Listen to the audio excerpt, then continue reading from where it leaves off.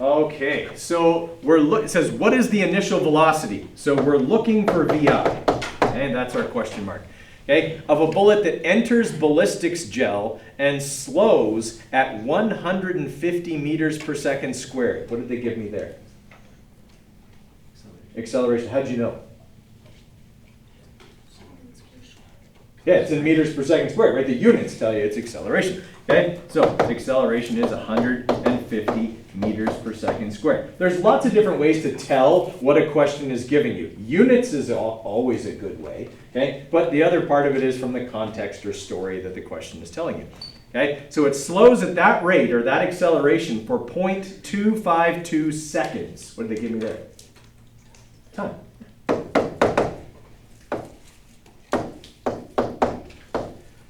Okay, and its final velocity is 65.2 meters per second. All right, has anybody ever seen when they shoot bullets at this ballistics gel stuff? Okay, it's one of the crime scene things that they'll often do if they're trying to determine maybe what caliber of weapon was used in a crime or what distance the person was hit from. Okay, all of that kind of stuff. They'll make this ballistics gel, which is like Jell-O, but thicker. It's got the same consistency of the human body. Sometimes they'll even pour it around like a synthetic skeleton so that they get the same kind of effect of what the bone structure would do. Okay? It's very realistic. So in this situation here, we're trying to figure out how fast the bullet was moving when it hit the gel. This tells me that it went through the gel. This is a through and through. So this has an entrance wound and an exit wound. It went out the back, okay, of this ballistics gel. All right, so I'm looking for VI. What formula am I going to use here? A equals VF minus VI over T. Exactly, we'll use our science 10 formula. Okay, change in velocity divided by change in time. That's what I've got, right? That's the challenge with acceleration problems is write down your givens and then look at your formulas and go, which formula has the same things I have? All right, now I'm trying to find VI. So what do I need to do with T?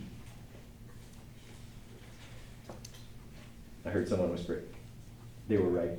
Times T. Time, yeah, multiply both sides by T. Okay, so T times A gives me VF minus VI. Now I'm looking for VI. Now I've told you that with this formula, I don't like to make VI negative, so I move VI over by adding it over to this side. So I have VI plus T times A equals VF, and then I just subtract T times A back over here. So what I'm left with is VI equals VF minus T times A. All right, so that's going to be 65.2 minus 0.252 times negative 150. That's the trick with that question. It never outright tells you that that acceleration needs to be negative, but if it says it's slowing, it does need to be negative. Does anyone follow me there? Okay, that's just one of those context tricks that I can play on you in an acceleration problem to see if you're reading the question carefully. Okay? And that's why I bored you to death with explaining to you what like this whole situation would look like. Because if you visualize it, sometimes you catch that, oh yeah, that thing's, right, it would have to be a negative acceleration because it's slowing down as it goes through. Okay? All right, so now I've got my numbers plugged in there. Okay, so we're gonna have 65.2 minus 0.252 seconds times negative 150. All right, that is still a really slow bullet. Okay, that bullet is only moving at 103 meters per second. That is like a musket ball from an old-fashioned, like, single shot Civil War kind of gun. Okay, that's really, really slow. You could almost step out of the way and go like full matrix on a bullet moving that slow and dodge it. Okay, so 103 meters per second. Okay, now would I have to put like a positive on that? Yeah, it did say what velocity, so it didn't really say anything other than slows here. So positive would be acceptable towards the ballistics gel, would also be an acceptable vector if you chose to write something like that. Okay, questions on that one? Okay. try this one. We're looking for how far a plane flies while accelerating at positive 4.52 meters per second squared from a velocity of 123 meters per second to 300 meters per second. Okay, guys, so the context of this question is not terribly complex. Okay, how far? What am I looking for? Displacement, yep, or distance even. Yeah, right, if it doesn't say how far and in what direction. Okay, so I'm looking for D while accelerating at positive 4.52 meters per second squared. So again, given the acceleration and told it was positive, that means the plane is going faster and faster. Okay, and it tells me from a velocity of 123 to 300. So VI would be the 123, and VF would be the 300 meters per second. All right, so if I'm looking at that, okay, what formula am I going to have to use with those pieces of information? Huh? VF squared equals VF squared plus 2. Exactly. Whoop, not plus. Equals. Okay, equals plus 2AD. All right, now I'm looking for D. I've got to isolate D. What should I move first? I should move VI squared, right. Okay, so to do that, I'm going to subtract because it's being added over here. So I'm going to have VF squared minus VI squared equals 2 times A times D. I want to get D by itself. What do I do with the 2 and the A? Okay. Divide them over, right? All right, so now I've isolated D. Now I can plug in my numbers. So I'm going to have 300 squared minus 123 squared divided by 2 times 4.52. Okay, now when you're doing this in your calculator, either separate the calculations or enclose top and bottom in brackets. You do have an addition-subtraction operation on the top. If you write it all in a line, it's going to do the division and multiplication first because that's what your calculator is programmed to do. Okay? That's not what we want. We want the top divided by the bottom. Okay? So 300 squared minus 123 squared divided by, where's my divided? Divided by, in brackets, 2 times 4.52. Right, it's 4.52, yeah. Okay. All right, so that thing is going to travel a long way, would you agree? Yeah, it's changing its velocity by a lot at a very slow rate. 4.52 is not very fast. Okay, so it's going to travel, what do we got there? 3 significant digits, so 8.28 times 10 to the 3 meters.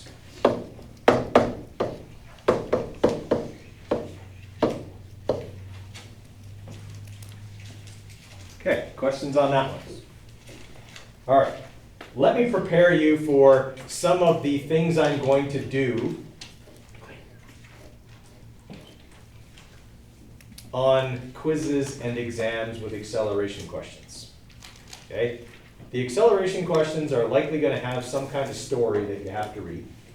Okay, and there's going to be some vector part of it where one of the items needs to be negative, okay, or maybe 2 of the items need to be negative, but it doesn't outright tell you that in the question. You have to get it from the story, right? That is what I often do, okay, because otherwise, all I'm testing is your ability to do algebra.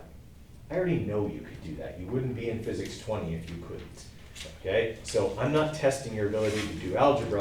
I'm testing your ability to read through a physics problem, determine what you have, and then solve. That's what's more important to me.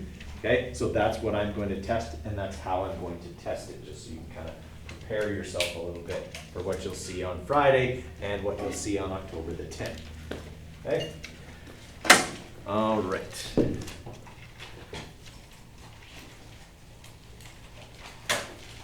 Okay, try that one. It's the one formula I think we haven't done yet.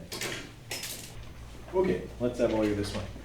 So we're looking for the initial velocity in this one. Says what is the initial velocity? So that's pretty straightforward. Okay, of a runner who finishes a race at a velocity of 15 meters per second. So what do they give me there? VF. Yeah, that's what they finished the race at. It's my final, the runner's final velocity, 15 meters per second, which is considerable. That's fast. Okay. If the race was 150 meters long, what did they give me there? Displacement or distance. Yep. Okay. And took 21.2 seconds. So that would be time. Okay. Person is accelerating, but I wasn't given acceleration. Is that okay? Do I have a formula that would solve this without acceleration? Could I solve this in 2 steps if I really, really wanted to? Probably. But why? If I could solve it in 1, why would I solve it in 2? Okay, I'll save work for myself. Okay, work smarter, not harder. So, do I have a formula that has VI, VF, D, and T in it? Okay, which one? D equals in brackets VI plus VF over 2 and then close bracket times T. Right. Okay, so I'm trying to solve for VI, which is inside the brackets. What do I need to move in order to remove the brackets? T, yeah. I need to divide both sides by T. All right, so divide that side by T, and then divide this side by T. Gee, D over T, that calculates average velocity. All right, I'm good. All right, so I'm going to get rid of that stuff there. Okay, I'm going to get rid of the brackets, because now without another number there, there's no need for the brackets. I want to get VI by itself. What should I move next?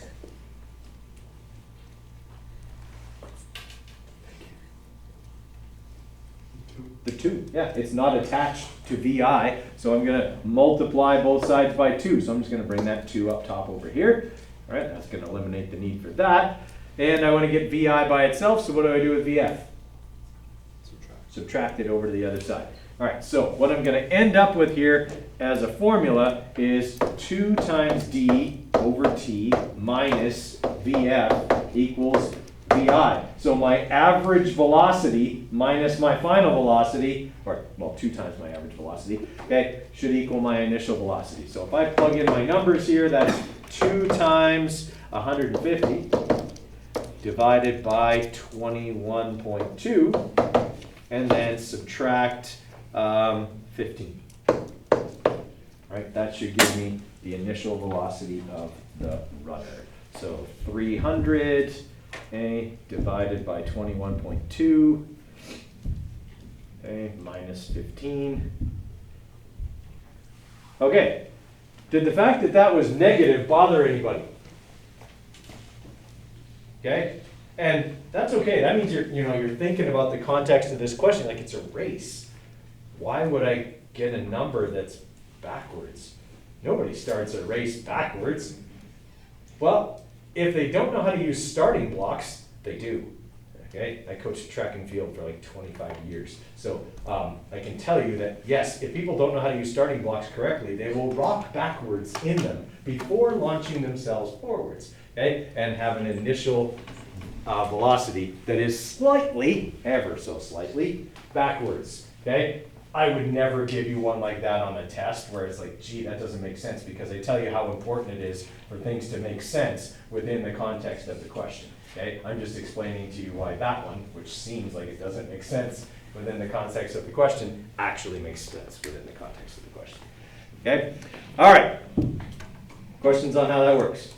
Okay, we've now done a few examples of every one of the acceleration formulas that you have on your formula sheet. All right, so what I'm going to do now is just throw a few up here for you guys to try and see, okay, can I pick the right formula? Can I get it right? Can I follow the context? It's just going to be kind of a practice day today, guys, and then we'll see how we're doing. All right, so this worksheet is actually in the workbook, so if you have that printed, you can look at that. I don't want you to do number 1 because I need to change the wording of that and I keep forgetting to do it. So I would like you guys to do number 2.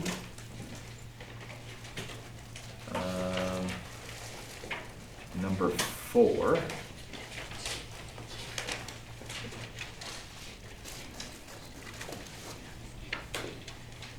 Five, 6, 8.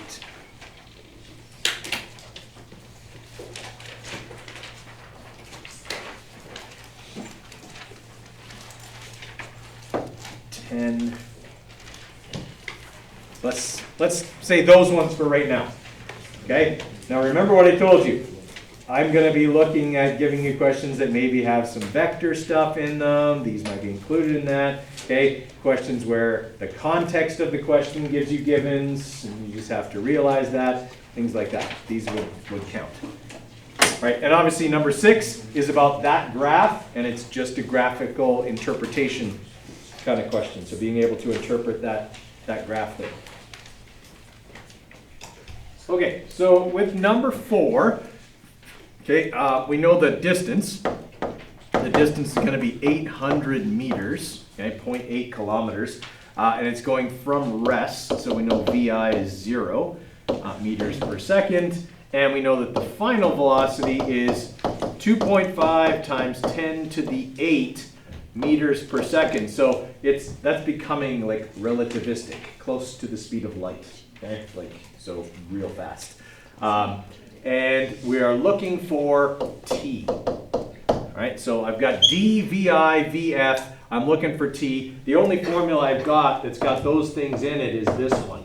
vf plus vi over 2, okay, times time. So if I want to get time, I just divide the whole thing that's in brackets over to the other side. And what I'll have is d divided by vf plus vi, okay, over 2 equals time.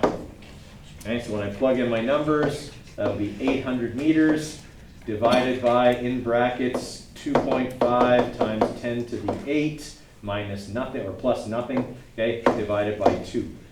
All right, so if I plug all that in, I should end up with 6.4 times 10 to the minus 6 seconds. Okay, so why does it take so little time?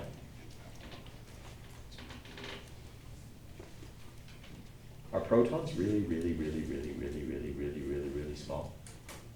Yeah. Okay, if you put a proton in a particle accelerator, okay, it does not take you very long to get that particle up to a really, really fast speed because it's very small. Okay. All right. Any other ones there? Giving us trouble. How many people have done all the ones I circled? Okay. Okay, I'll give you guys about a 5-minute break here, and then I'm going to pick some other ones. And he travels 26 meters south. Okay, and reaches a velocity of 11 meters per second south. So that would be VF. Okay, it's in the same direction. How long was the object accelerating? So I'm looking for time. So I'd say the only formula I can use in that situation would be this one. D equals VF plus VI over 2 times t, because I don't have acceleration. Okay? Now if I want to solve for t, I just divide the whole bracket over to the other side. So I have VF plus VI over 2, okay, underneath d. Still in brackets. Okay, that would give me t. So we would have 26 divided by 11 over 2, right? Because VI was 0, right? So 26 divided by 5.5 should give me 4.727272, I think. That's how that one works out. Yeah? Okay, any other ones? Okay. 23. Okay, so while accelerating uniformly from rest, the object is uniformly from rest. So sorry, I'm just going to erase my stuff here so I can start over again. The only spot I've got room. Really? Nice. Okay, sorry, 23, right, Peyton? Yeah. Okay, so VI is 0, because it says it's accelerating from rest. Displaced 19 meters north. Okay, in 7.10 seconds. What's its velocity at that time? So that means what's its final, okay, is what we'd be looking for there. Right, so same formula, still gonna be D equals VF plus VI, okay, over 2 times T. And if I want to find VF, first thing I do is divide both sides by T. That gets rid of T and the brackets, right? Then I multiply both sides by 2, and then I subtract VI, which makes no difference because VI is 0, okay? So 2D over T should give me VF. So when I plug in my numbers there, I'm going to have 2 times 19 divided by 7.10. Okay, and that should give me the 5.35 meters per second. Yep. Okay, any other ones? For 26, shouldn't it be like VI is east, not west? Accelerates at 1.50. Okay. Reaches a velocity of east.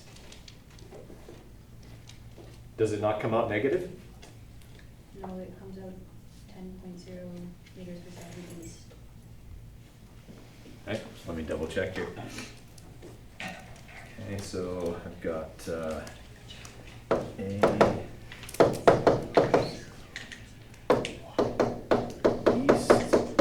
Okay, time is 10 seconds. VF is 25 meters per second east. Okay, and we're looking for initial velocity. Okay, so we're gonna have A equals VF minus VI over T, right? Okay, we're looking for the initial velocity, so I multiply both sides by T. I add VI over to the other side, so I have VI equals, or sorry, VF is VI plus T times A, and then I subtract T times A over here. All right, so that'll calculate for me VI. Okay, and so that's going to be 25 minus 10 times 1.5, right? 10 seconds, 1.5, those are both east, so, yep.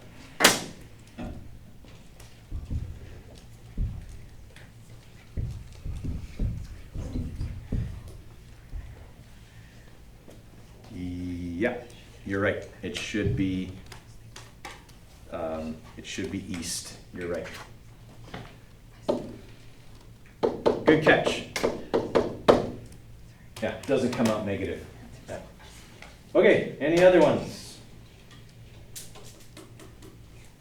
Okay. Seems like we're getting this pretty good, right? We're going to start projectiles tomorrow. Actually, we're going to start them right now. Let me ask you this question, guys. Hypothetical situation. I have 2 bullets. Okay? One bullet is in a rifle, and the other bullet I'm just holding. So I'm holding one bullet, and I've got a rifle right beside it. The 2 bullets are right beside each other. Okay? Because I have perfect timing, I pull the trigger on the rifle and drop the bullet I'm holding at exactly the same time. Which one hits the ground first?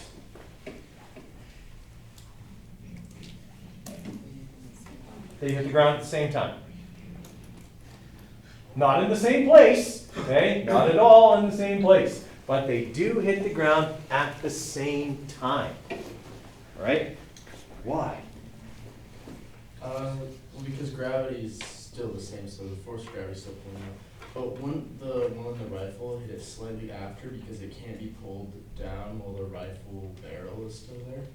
Okay, yeah, yes, you're absolutely right. That little bit of time where it's in the barrel of the rifle would be slightly different than the falling one, so yes, there would be that ever so slight a difference. Yeah. Picking apart my example, but I like it. It's okay. All right, so here's the reason, guys. The one bullet is being fired horizontally, okay? It's not being fired vertically, right? There's no angle to the rifle. It's just traveling horizontally. So it's got to fall. So here's my stationary bullet. Here's my fired bullet. They both have to fall the same distance to the ground, okay? Neither one of them was moving vertically at time 0. So they both had an initial vertical velocity of 0 meters per second. Okay? And their displacement is the same number, however far I was holding them above the ground. And they're both accelerating at the same rate, 9.81 meters per second squared down. Okay, so they would theoretically, without the length of the barrel interfering, okay, hit the ground at the same time. So, if that's the case, does it take very long for the bullets to hit the ground? Right? Like, if I'm just holding them like both right here, that bullet's going to hit the ground pretty quickly. Right? And same with the one coming out of the rifle. So, these are both projectiles. They're two different types of projectiles, but they're both projectiles. One is the simplest projectile, just a falling object. A falling object is still a projectile. It is something that is moving within the Earth's gravitational field, and that is, it's falling. This one is a horizontally projected projectile. It's going to do this. It's also falling. Okay? Just because it was moving horizontally doesn't mean it wasn't also falling. Kind of like those boat questions where the boat is moving both downstream and across at the same time. For a projectile, the object is moving both horizontally and vertically at the same time. Okay? So projectile motion is this idea where we're going to be combining vectors and acceleration. Because an object that is moving through the Earth's gravitational field is not only moving horizontally, but also vertically. Okay? And that vertical movement is accelerated because it's affected by gravity. All right? Now, if you run off a diving board, okay, so let's say you got the diving board like this, okay, and you're standing up here. Okay, that's you. If you run off the diving board, what does that look like? Like, what is your path to the water? Okay, because we're not sadistic here, there's water in the pool. Okay, what's your path to the water look like? You go up and then down, like you would. Okay, if I just run, if I jump, you're absolutely right. I would go up and then down. Okay, but we're just running. It's a platform, not a I should have specified it was a platform. I did say a diving board. You guys are just catching all my little mistakes here. Okay, so if I just run off of this platform, okay, then my motion's going to be something like that. Okay, does it become vertically dominated pretty fast? Okay, why? Why does the motion become vertically dominated? If I run off of that diving board, aren't I always moving a little bit horizontally? You can't keep accelerating forward, but gravity's still pushing you down, so you're accelerating downwards. Exactly. Once I run off the diving board, I have no ability to accelerate in the horizontal dimension anymore. Whatever my velocity was when I ran off the diving board, that's what it will be horizontally until I hit the water. But my vertical velocity is going to continue to increase at 9.81 meters per second squared, right? So this is a bit of an exaggeration, okay? But it becomes vertically dominated pretty fast. Right? If you've ever seen movies where cars are driven off cliffs and things for whatever reason, because that's a thing, okay? If they drive off a cliff, the motion is very quickly vertically dominated. Okay? Now, how far they hit from the base of the diving board or whatever, okay, is based on how fast did they go off of the cliff. If I just step off the cliff, I'm not going to land very far from the cliff. okay? But if I run as fast as I can, I'm gonna travel further, okay? Now, the other kind of projectile is an angled projectile. If I fire something at an angle, like if I throw a football or something like that, okay, then it follows an arc like that. Okay, it goes up and then it comes back down. Now, maybe when you were a kid, okay, you know, you're trying to spray your brother or sister with the hose in the yard, okay, maybe you guys were playing with that in the yard, okay, if you needed it to go a little bit further, but you already had the pressure on as much as you could, what did you do with the hose? Aim up just a little bit, okay? Because if I aim horizontally, the water will do this. If I aim at an angle upwards, it'll do this, and it'll go a little bit further, okay? This is how all projectiles work, right? If I angle them, okay, then I can make them go further, or I can just launch them at a faster rate. All right, we're going to be talking about that stuff quite a bit more tomorrow. Okay, hold on, don't pack up. Okay. The other thing we're going to do a lot of over the next few days is I'm going to show you video clips from movies. And you need to tell me whether they are physically accurate or not. Okay, based on what we're going to know about the laws of physics, basically, and then what you see on the screen. I'm going to destroy many movies for you, okay? Once you get an understanding of physics, watching movies, your suspension of disbelief goes way down, okay? You watch something, you're like, oh crap, I can't enjoy this anymore because that's just dumb, okay? That's how I go into like basically every movie. I can't even enjoy this, that's dumb, okay? Because there's so many flaws in all of movie physics, okay? That's what we'll be doing. Okay, start of class tomorrow. Guys, listening? Start of class tomorrow, we're going to go over your graphing labs. Okay, they're marked. I handed them back to you already, so if you wanted to check them, you can do that. And grab your phones there, guys.